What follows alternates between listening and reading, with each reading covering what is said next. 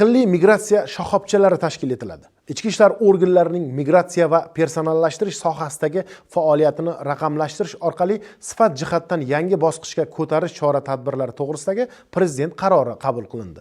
Qarorga ko'ra 2026-yil 1-maydan eksperiment tariqasida Toshkent, Samarqand va Farg'ona viloyatlari hamda Qoraqalpog'iston Respublikasida bittadan tuman shahar migratsiya va personallashtirish bo'limlarida o'ziga o'zi xizmat ko'rsatish imkoniyati yaratilgan. Sun'iy intellekt asosidagi aqlli migratsiya shoxobchalari tashkil etiladi.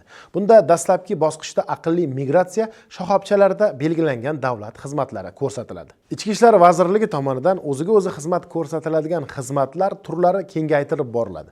2026-yil 1-maydan migratsiya va personallashtirish departamenti va uning hududiy boshqarmalariga O'zbekiston elektron kirish vizasi asosida kirib kelgan chet el fuqarolari va fuqaroligi bo'lmagan shaxslarning elektron vizalari amal qilish muddati bir marotaba 30 kungacha uzaytirish huquqi beriladi. Chet el fuqarolariga O'zbekiston hududida mehnat faoliyatini amalga oshirish huquqini beradigan tasdiqnomani rasmiylashtirish vakolati departament va uning hududiy boshqarmalariga ham beriladi. 2026-yil 1-sentyabrdan talabalar yotoqxonasiga joylashish bo'yicha shartnoma tuzish bilan bir vaqtda talabalarni turar joy bo'yicha ro'yxatga olish kompozit tartibda joriy etiladi.